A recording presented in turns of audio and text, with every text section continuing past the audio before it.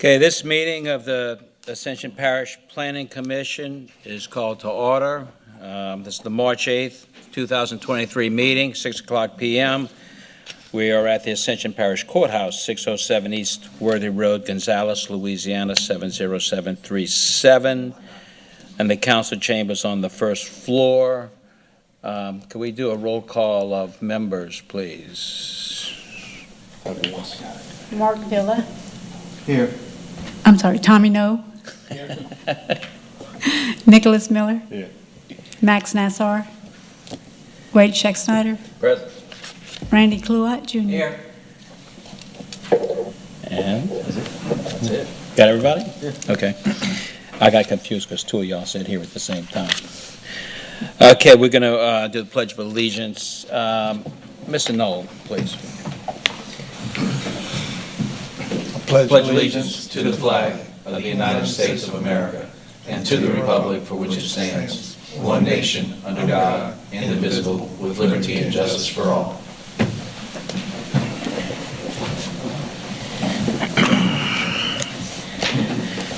Okay, introduction of staff. Stacy, please, you start. Stacy Webb, Recording Secretary for the Planning Commission.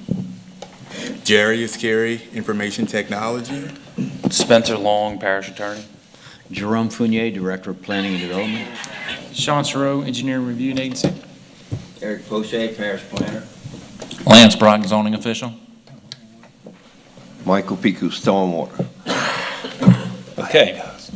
Thank you. So Chairman's comments, I only have two comments. One is that there's a March 25th meeting, March 25th election relative to a school board millage. We just want to encourage everyone to vote. I'm not taking a position on it either way. Let me make that clear. Also, we did have a resignation from the Planning Commission, Todd Varnado. He's going off to seek some other goals, personal goals. He's not here, but I still want to thank him for his service and let him know that I appreciate his well-reasoned judgment. Next item on the agenda is public comment on any agenda item. Stacy, if anyone would like to comment on any agenda item, you should see Stacy and fill out a card for that. But we have no one for public comment. Staff report, please. Thank you, Mr. Chairman. Gentlemen, members of the Planning Commission, you will see in front of you the normal subdivision status report. Any changes are noted with an asterisk. The only really notable change is at Mosside Villas, which was approved by the Planning Commission preliminary plat last month. We're waiting for their construction drawings. All others are in construction, and we've got a couple, two or three, that in the next month or two are going to be coming to you for final plat approval. If anybody has any questions about anything, I'll be happy to answer them. Actually, I do have a question. And this is not aimed at anything in particular. It's just for me to know. I've noticed that some of the approvals happened 7-8 years ago, and the subdivisions are not yet fully developed.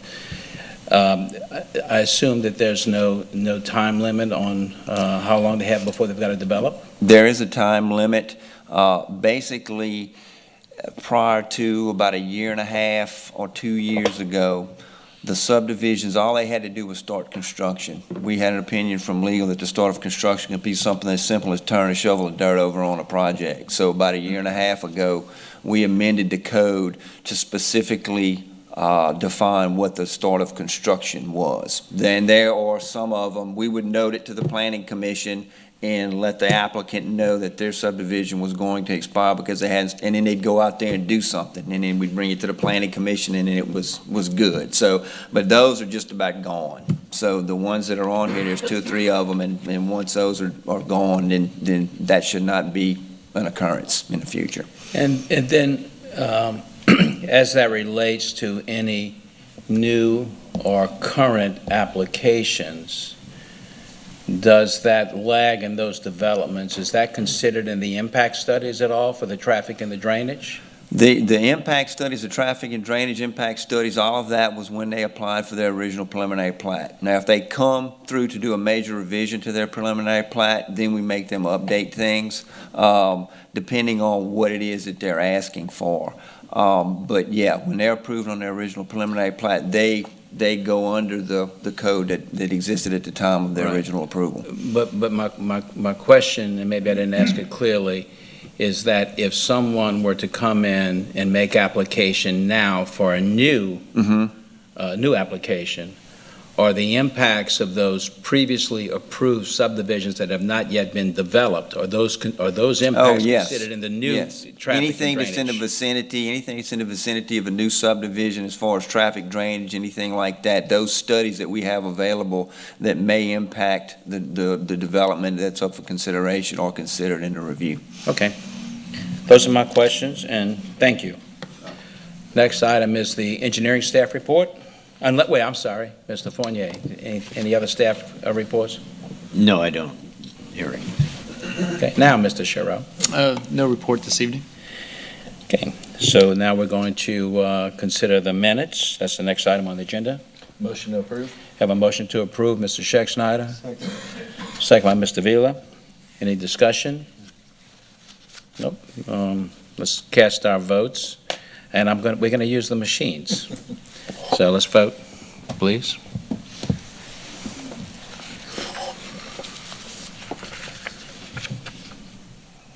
Okay. 6 yeas, and there are only 6 commissioners. 6 yeas is unanimous. Thank you. The next item on the agenda is the consent agenda, which is affidavit of mortgage declaration, Sean Masciafava, Lot B2, 14184 J.D. Broussard Road, Gonzales, Louisiana. Do we have a motion from any of the commissioners? Motion to approve. Motion to approve, Mr. Kluwad, second by Mr. Schexnayder. Let's cast our votes, please.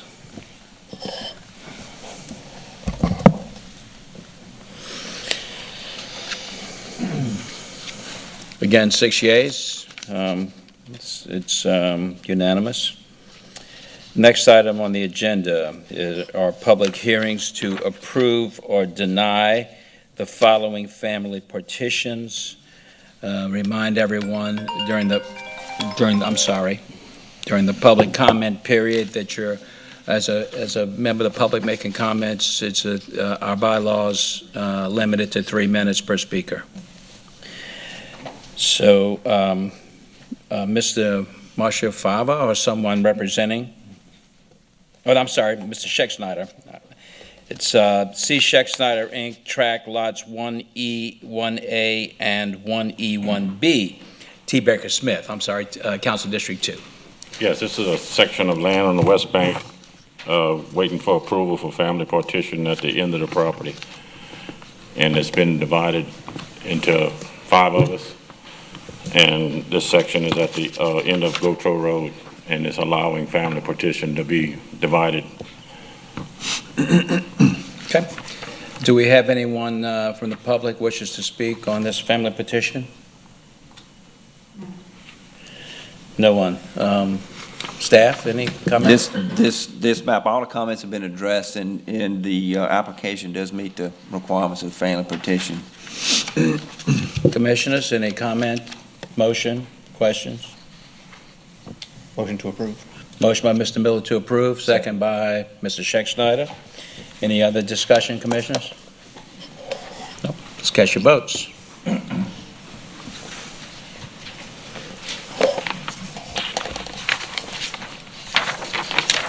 Six yeas.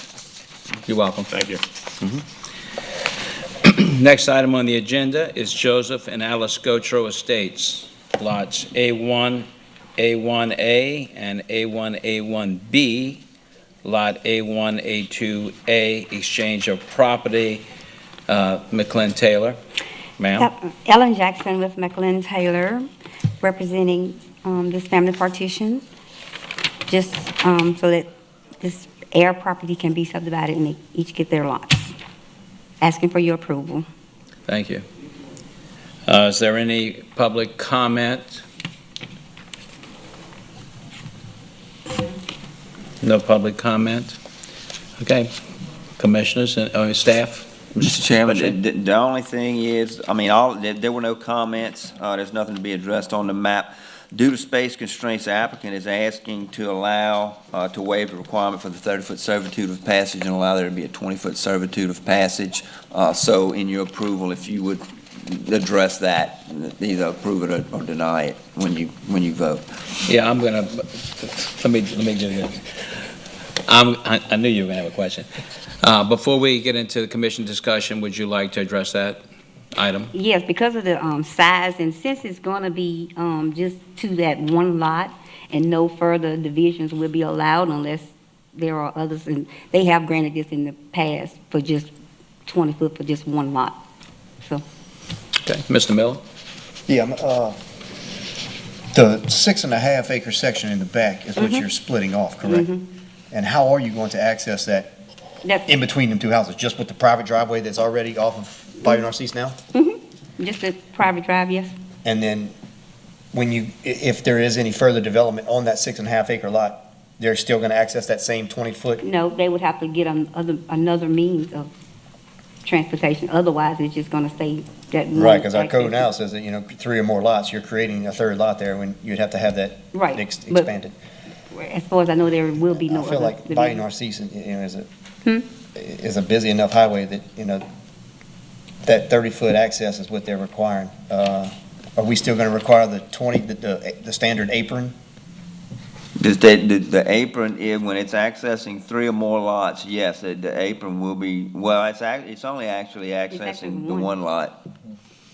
So no, that would not come into play. Okay. I would still like to see that 30-foot access, Okay. Further. Yeah. Any other comments from the commissioners? Okay, do we have a motion? And Mr. Miller, I remind you, if you want to include in your motion some waiver and no I'll make a waiver, motion it's up to you. approve, but to deny the waiver for the 30-foot there. So even though Down to if- 20, So correct. if we go to the 30 feet and then the building line will encroach onto the residence, that's okay?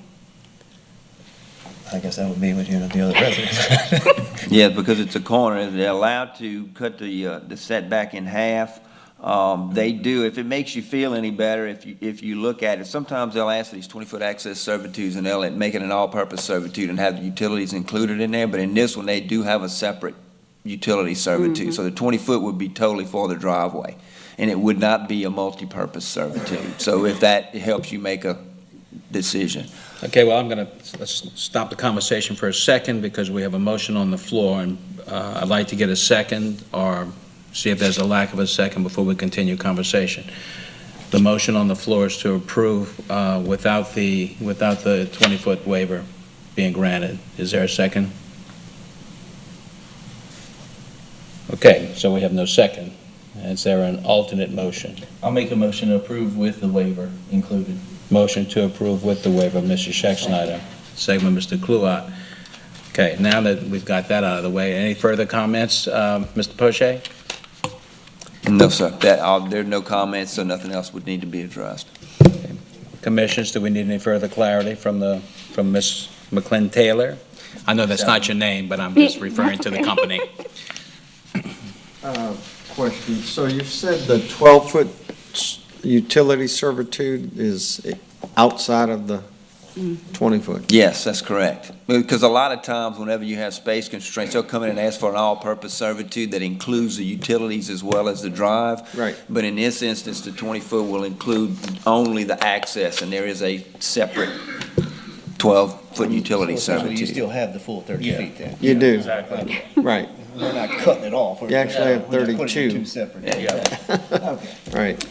Okay, any further comments, questions? Okay, we have a motion to approve.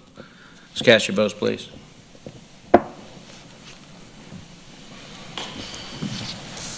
This motion is approved, 6 yeas. All right, thank you.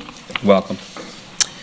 Next item on the agenda is Paulette A. Lee property, both lots, There's so many As and A1s. I mean, lots A1, A1, A1, A2, and A1, A3.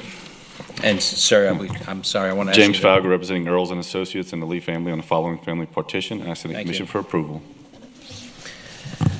Okay. With that, Stacy, any public comment cards? No. No public comment cards.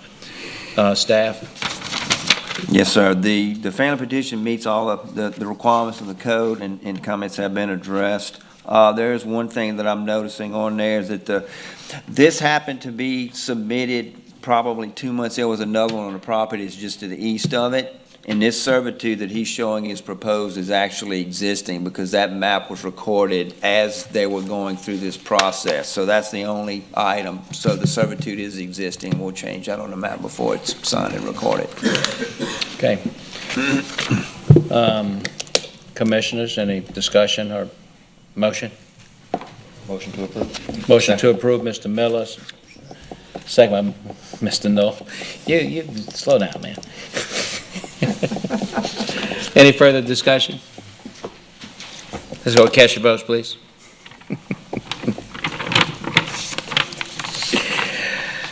Okay, the motion passes 6 yeas. Okay, next item, the estate of Pamela Lovett, lots C1A, C1B, and C1C, and lots C2A and C2B. Representing the estate of Pamela Lovett on the following family partition, asking the commission for approval. Mr. Poche, comments? Yes, sir. The only thing about this, you may notice that the frontage on those lots, C1B and C1C is 78 feet, which would not meet our requirements for frontage for a simple division. But since this is a family petition, we got an opinion from legal, and these lots would have been cut off from the public road frontage anyway, so that is not a factor. They also have a 30-foot servitude of passage on either side between the lots, and you'll notice there is no utility servitude because they do front on the public roadway. So there's no requirement that a utility servitude come down to servitude of passage, so just make note of that. But all the comments have been addressed, and it does meet the code. Okay. Any public comment? No public comment. Okay, commissioners, discussion, motion? Motion to approve. Have a motion, Mr. Kluwat, to approve. Second by Mr. Vila. Yeah. Further discussion? No further discussion. Let's cast our votes.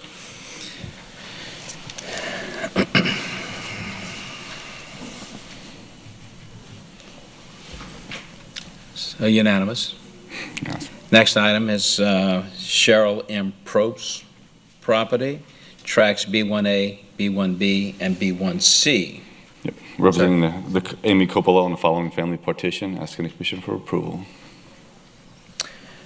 Any public comment? Stacy? No? Mr. Poche?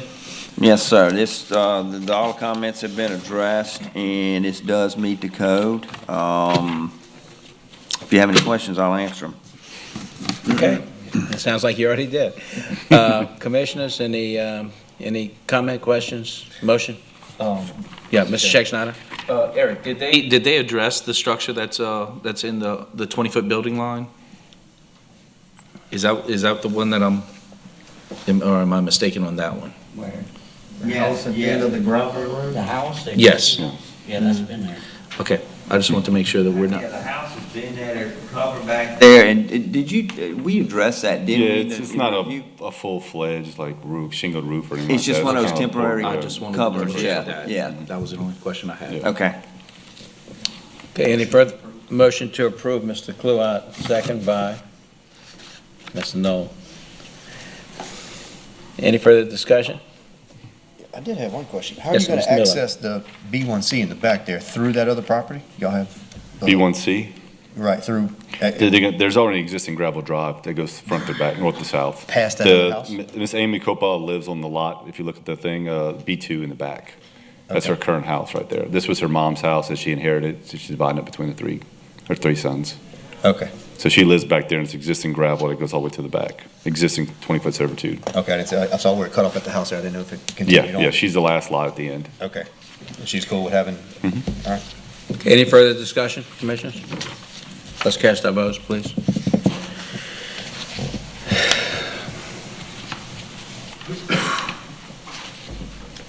It's unanimous. Thank you. Congratulations. Have a good You're 3 for 3. Next item on the agenda is Wilbur Dempsey Property Tracks WBD1, WBD2, and WBD3. Sir, if you mention Dempsey. your name and Yes, Wilbur Dempsey, asking for a family petition on said property approval. Yes, sir. This was a property that was granted, Mr. Dempsey and his cousin were granted ownership of this property. They had an agreement whereby they would divide the property, and that's why he's coming to you with a family partition, because they no longer wish to own the property together. It meets the code. They do have a 35-foot all-purpose servitude coming from both Highway 74 and between Mr. Dempsey's existing lots WD4 and WD5. So seeing that, that would probably require you to grant them a waiver for the, because that one would include the 12-foot utility servitude, or the utilities would be included in that all-purpose servitude. any public comment? No public comment. Commissioner comment or motion? Discussion? Would that waiver only be needed if their intended use for WD 4 and 5, you said? Well, I mean, if you look at it from the one way, because they're going to access the lots, they can access the lot from one way and put the utilities in another one. So they've got ways to access it, because they've actually got two 35-foot all-purpose servitudes there. So myself personally, I wouldn't be concerned about them having room to do what they needed to do. It'd be similar to that other situation, they just had, Mhm. still available. Yeah. Land to do, okay. Mr. Dempsey, you have any other comments, or you? No, I'm Cool. good. Okay, Commissioners, any further comments? Do you have a motion? Move to approve, Mr. Knoll. Do we have a second? Well, question. Wait, no, let me get a second first. I'll second. You got a second by Mr. Villa. Okay, now question. Well, question on your motion, it's a directed of your motion. Are you moving to approve with or without the waiver? He made the motion to approve, as is. Okay. If you want to change it, let us know. Okay, he made the motion as is. Mhm. Any further discussion? Let's cast our votes.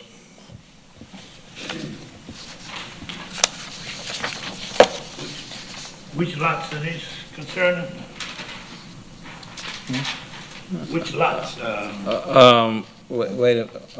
I'm sorry, the public hearing is actually over on this. We have a motion, and we've been casting our votes. Are you one of the property owners? I'm WD3. Okay, I'm gonna have to ask Spencer what to do here. Public hearing. We need to is finish the closed. vote that's on the floor. I'm sorry? Yeah, we need to finish the vote that's on the floor. And we're missing Commissioner Miller. And then if y'all would like to address him after the vote is concluded, you're free to do so. The vote is concluded, the motion passed. He's not WD3 on this particular lot. Well, It's there was an opportunity for public hearing, no one spoke. We took action on the information we had, and congratulations. Thank you, gentlemen. Welcome.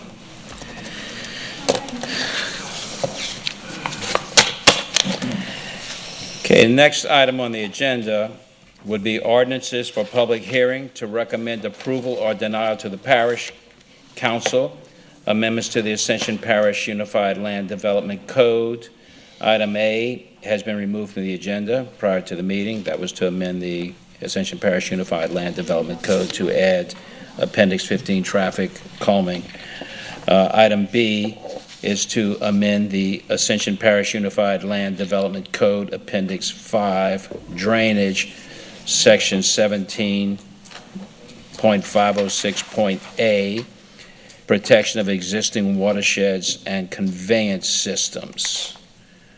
So we will have a public hearing on this. Are there any cards, Stacy? No. No. Mr. Chairman? Yes, sir. Yeah, if I might introduce this item. What we're doing is trying to change the drainage portion of the Unified Land Development Code to accommodate construction as it begins, as the project begins. We have approved construction plans that outline the grading pattern, all the drainage, where ponds are located and everything else on the property. But during the process of the construction, we sometimes have issues with the perimeter around the site and how that water is draining around that perimeter. What we're doing is adding a section here called F, and I'll read it to you. For new development or redevelopment which incorporates a perimeter drainage system that is designed to intercept and redirect stormwater runoff away from adjacent properties, the perimeter drainage systems shall be completely constructed and functional prior to the construction of other improvements within the development or redevelopment. The perimeter drainage system shall be maintained to be fully functional for the duration of the construction. What we're trying to do is avoid stormwater runoff getting into neighboring properties, right? So that we have that. And I'd like to introduce Mr. Michael Piku. Michael is our stormwater manager. He manages our MS4 permit for the parish, and he can add a little perspective to this as well, all right? Yes, sir. Thank you. Mr. Pico, please.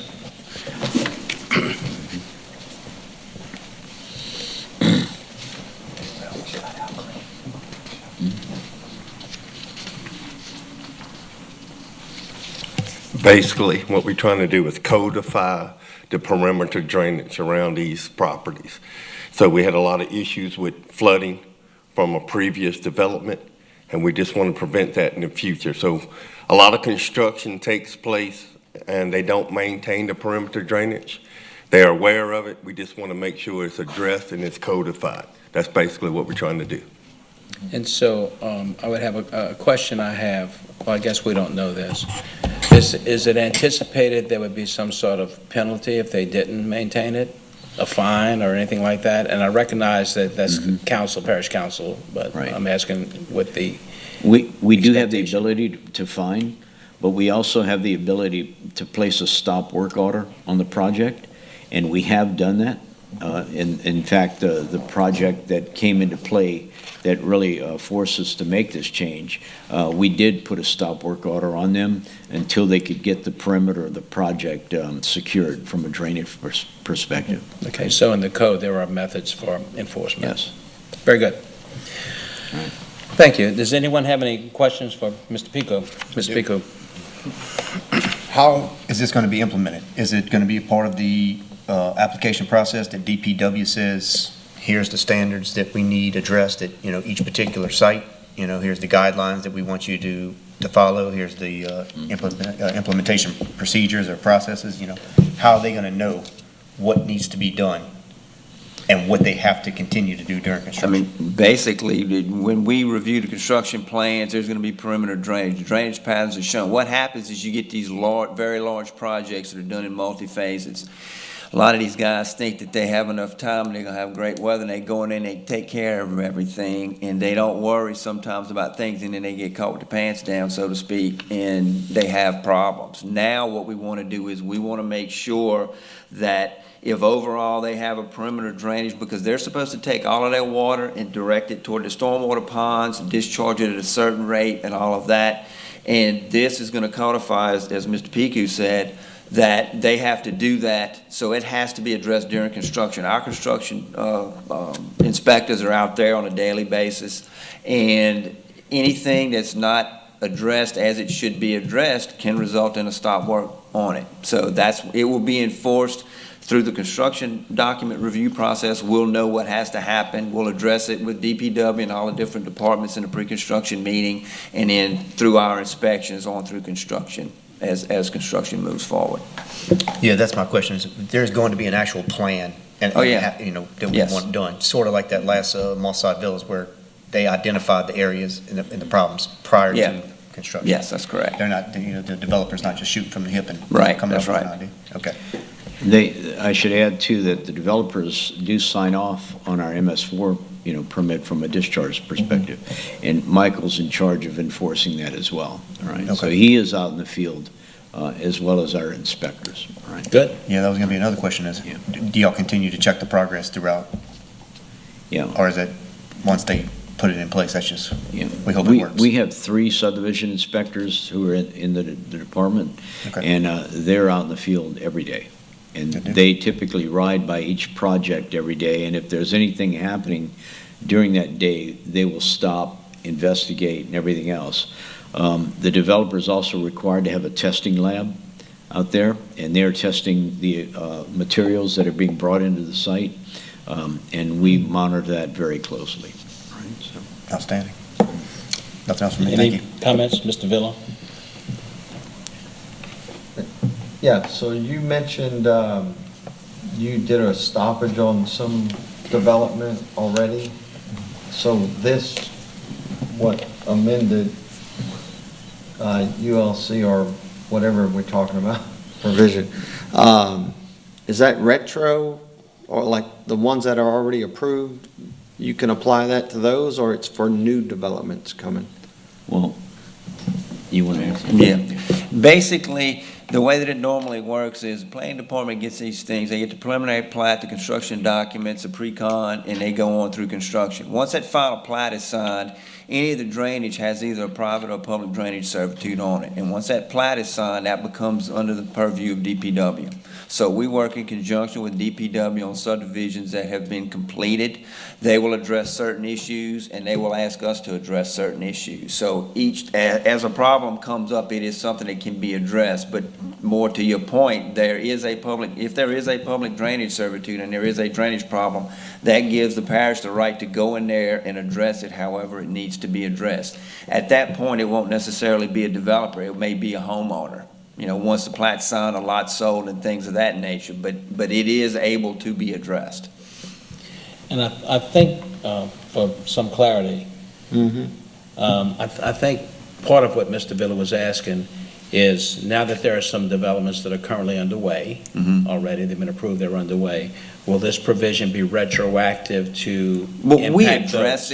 We address it regardless, based on the approved plans and based on the MS4, because the MS4 applies to everything in the parish with regard to drainage, period.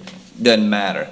This is only a way for us to codify this requirement so that when we're in a pre-con meeting, guys, you got to do this first, period. So there's no questions about it, and we don't have to go through a bunch of back and forth with them and all of that stuff. It makes it easier for us. Everything's out on the table in front of them, and they know what's expected of them, and we have an additional enforcement tool. Okay. Does that answer your question? Any further questions? No. Do we have a motion? Motion to recommend approval to the council for this ordinance change. Motion by Mr. Scheck-Snyder, second by Mr. Miller. Any further comment by commission? Vote, please. 6 yeas. Thank you, Mr. Pico. You have a new tool. Thank you. Item number 6 is to amend the Ascension Parish Unified Land Development Code Appendix 4 Subdivision Regulations, Attachment C, Typical Street Sections. Yeah, Mr. Chairman, members of the commission, we're bringing this to you tonight because I think that there was some confusion at a previous meeting where we approved a plat and we're looking for a waiver. We had always been approving waivers, under the preliminary plats because we were looking to have sidewalks within the right-of-way and not outside the right-of-way, okay? So this changes that. We'd always accomplished that through the waiver. Now, if we'll have a typical section here, we don't have to grant waivers anymore for this. This will be part of the approval process. And I can ask Mr. Shiro to kind of expand on that a little bit, Mr. Poche. So you see two diagrams in your packet. One is the existing typical section, and the other one is the proposed typical section. And the major changes on that is where the right-of-way line lies in reference to the sidewalk. If I could get the video on, I can show that on my computer. Right.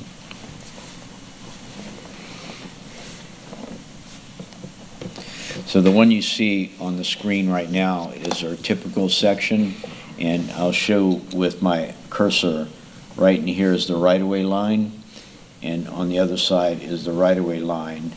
And what we have been having is the, I'm sorry, that was the one. This is typical section with a sidewalk. So here's the right-of-way line. The sidewalk was outside of the right-of-way and on both sides. What we're asking is that we move the right-of-way, or the right-of-way line would basically be similar in width, but the sidewalk's going to be inside the right-of-way instead of outside, all right? And this is typically how it's being prepared, and all of our new subdivisions are being constructed this way. We were just issuing a waiver so that they could do it this way, all right? So now we're going to eliminate the need for a waiver, right? One of the main issues is the fact that anytime they've got to punch under the road for utilities, having a sidewalk outside of the right-of-way jams them up to the front, through the front yard of the house. These houses are big, the setbacks are not big enough, and any extra room that we can give them is beneficial to them. It prevents them from going on private property when they're running utilities. The other thing about the sections is that our old typical section had bricks being allowed to build the drainage structures, and we no longer allow that anymore. So we're changing that so that they're cast in place or pre-poured cast structures for the drainage. So those are the two main changes. So I have a couple of questions. So with our current requirements where the sidewalk is not in the right-of-way, whose responsibility is it for maintenance of the sidewalk? But to answer your question simply, the responsibility for the maintenance would be on the homeowner, okay? We've granted waivers on just about every subdivision, so there are very few, I can't really think of any off the top of my head where they're not within the right-of-way. We got with legal when this became an issue a few years ago because we realized that the typical section had not been changed in ages, and we were putting sidewalks within the right-of-way without getting the waivers. So we started getting the waivers.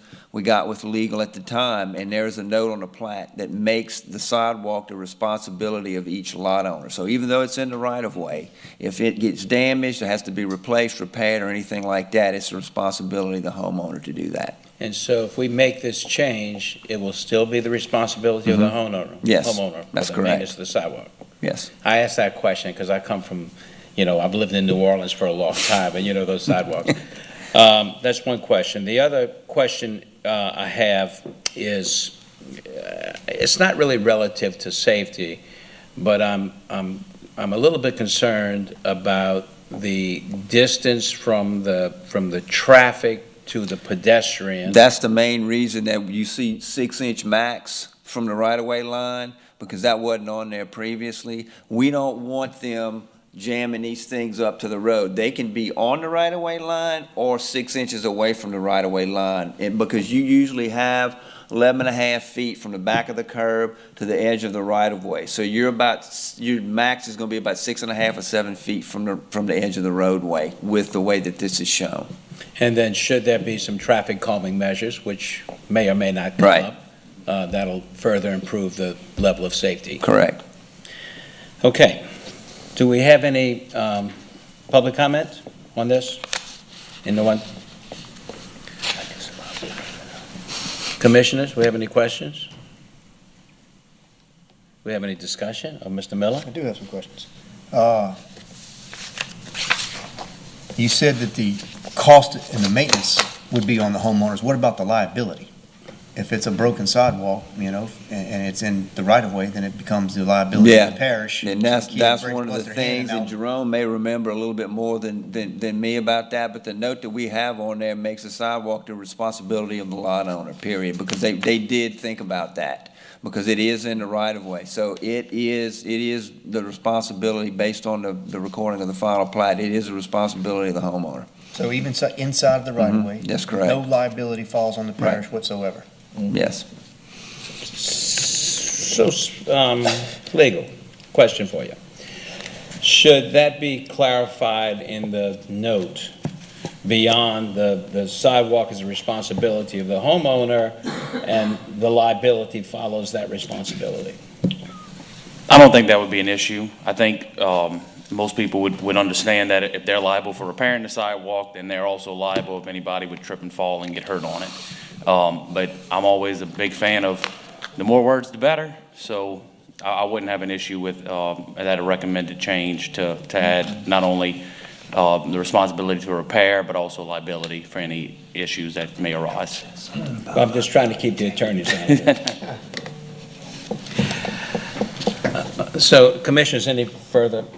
Nick, you have any other Yeah, I questions? do have one more. The variances are supposed to be the exception, not the rule. And it seems like in this case, we're making it the rule.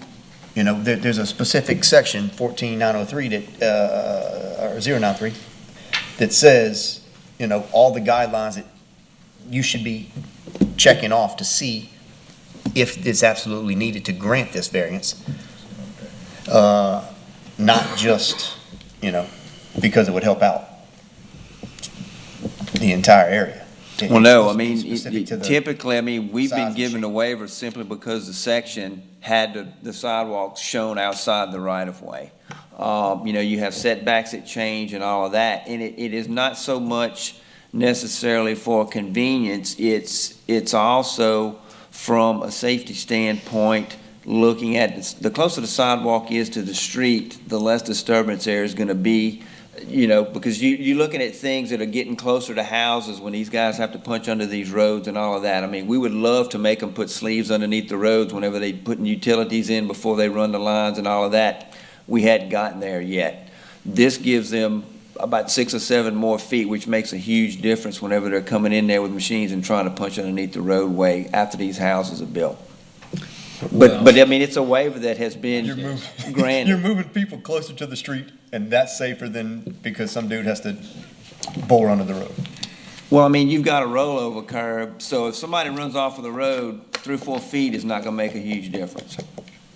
So what about if we were to increase the setback of the structures and create more space in front of the house, which might mean the developers would have to make the lots a little deeper? Yeah, I mean, that's always an option. Yeah, I think if we can make a rule that says you can move the sidewalk, we can make a rule that says put a sleeve there. If we're just making rules, you know. Oh, yeah, Allow one yeah. and not the other. That's exactly right. You can propose anything you want, you Yeah, bet. I'll make a motion to put a rule that says you gotta put a sleeve and never mind change the sidewalk, you know? Yeah, and actually making a motion, you're saying you would do that, right? Correct. Okay. Now, you do have, because the parish has franchise agreements with a lot of these people, so there's some legal stuff that would probably have to be looked at and viewed and see what can be done and couldn't be done. So, I mean, but it's certainly, if that's something that you want us to investigate further, I mean, if you ask us to do that, we'd be more than happy to do it. I mean, yeah, I feel like, you know, if we're making smart decisions here, better, you know, progressive decisions, let's do things that.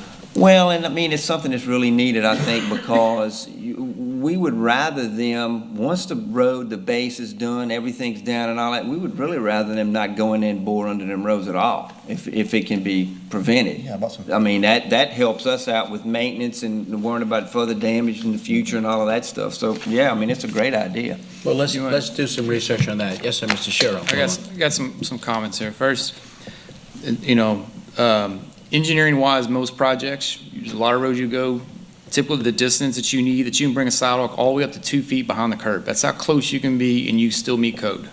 So we're not even getting close to that with the 6-inch max. So the thought of us bringing it towards the roadway is still not even just engineering standards, even close to being a safety concern. The main thing, a big push that, in my opinion, well, it's not really, it's when it was made, I don't know when it was maybe 9, 10, or 11, the big push was to make new subdivisions in Ascension Parish walkable. It was a big deal, and they required sidewalks on both sides of the roads.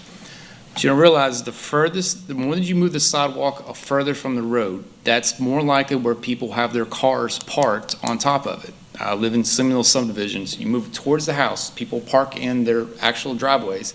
They overlap where the sidewalk crosses. So what do people do when they run? Well, if I have to walk around people's cars, I'll just go walk in the street. So the further you move it from the street in residential subdivisions, you are actually discouraging this very expensive use of having a sidewalk throughout the entire subdivision. So if you want sidewalks to be used as much as possible, moving it towards the right-of-way rather than further back another 5 feet in these standard residentials, you're going the opposite direction. Actually, I live in a subdivision. The subdivision wasn't required. It's sort of a volunteer process, I think, from the developer. And very busy weekends, we have it close towards the road, but there's other subdivisions that got pushed back, and everyone's cars is parked on top across it to where, I mean, it's part of their driveway, and then no one uses it, they just walk in the street anyway. Okay, so I'll go back to my point. Maybe we increase the setback and people wouldn't park on the sidewalk.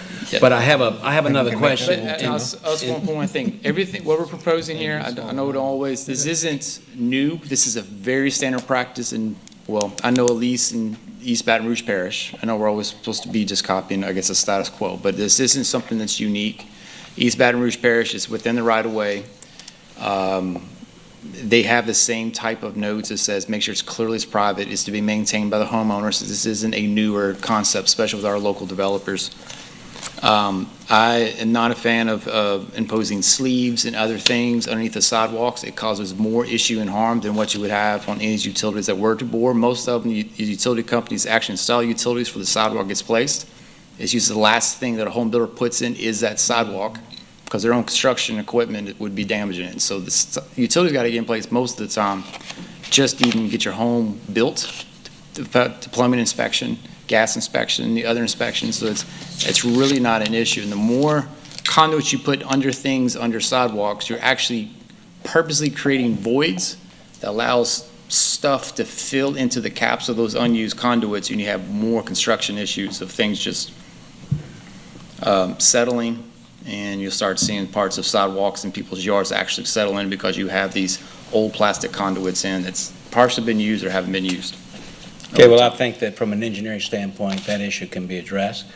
I do have another question, and this is like, I don't want you to feel like I'm asking this because I'm trying to give you a hard time. Yes. But you mentioned that it's engineering standards, the 2 feet from the roadway, I think is what you said. That's typical engineering standard.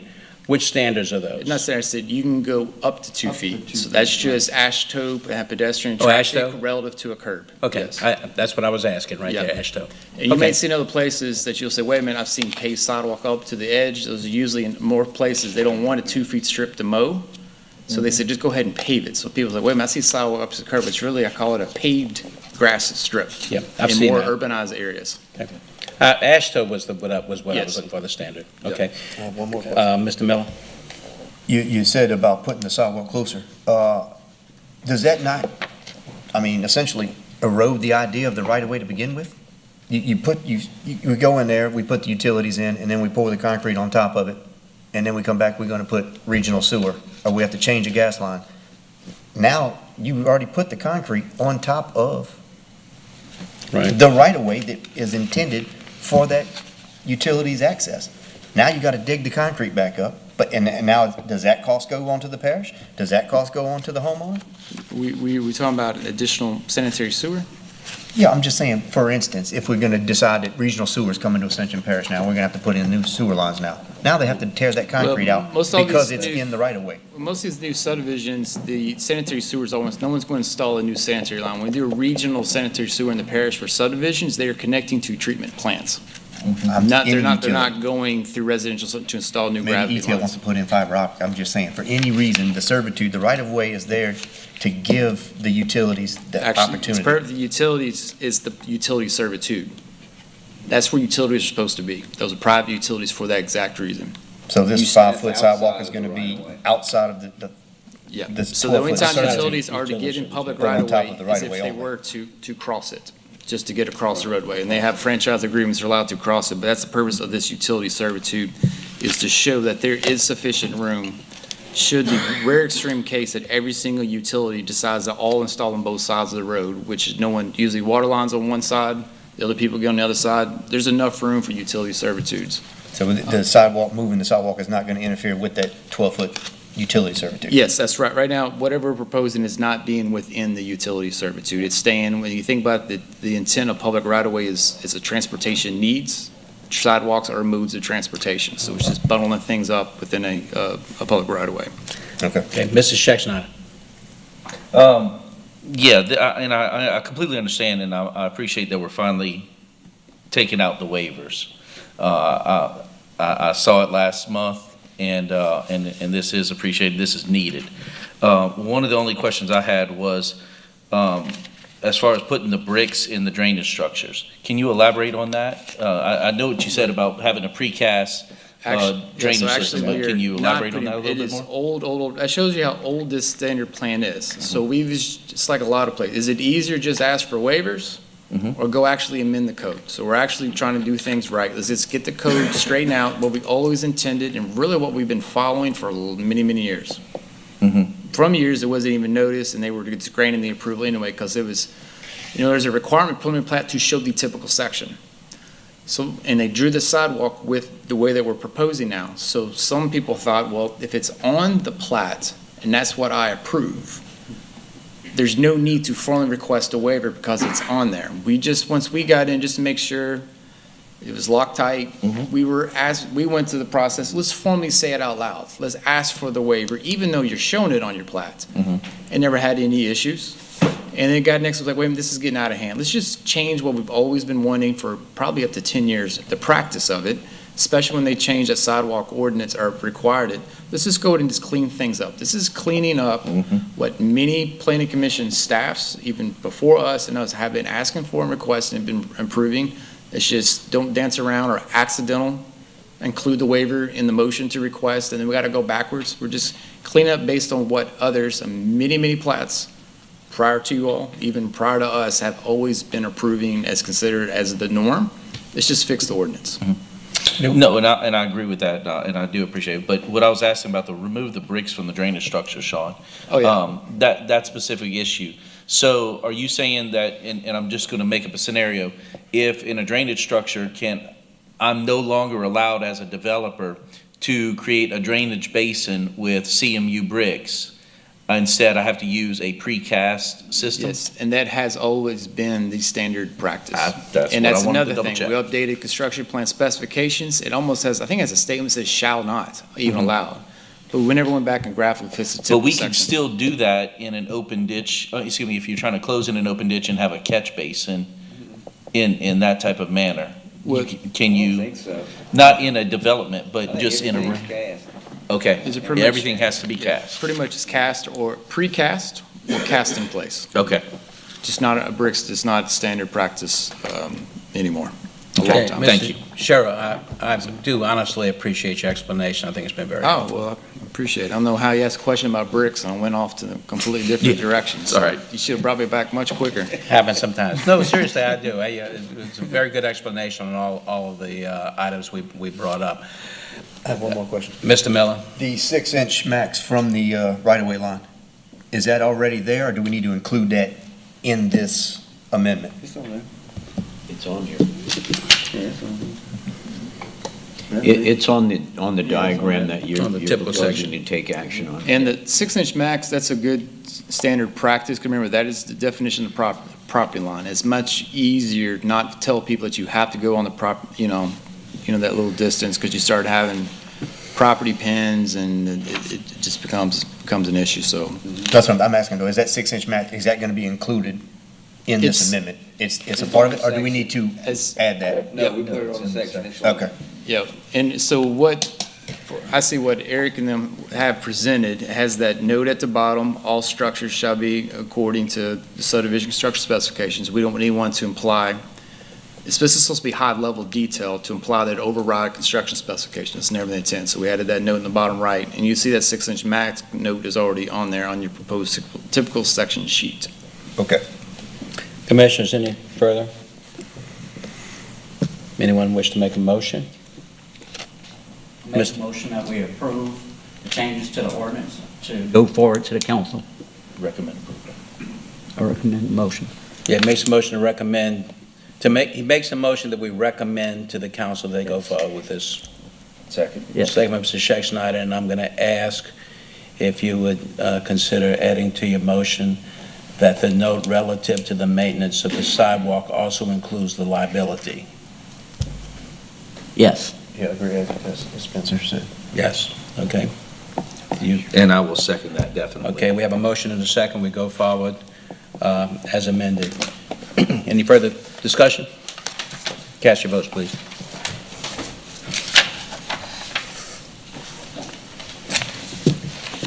It's unanimous, 6 yeas. Thank you all. Okay, the next item on the agenda, and once again, Mr. Sherrill, thank you for your commentary. It was helpful.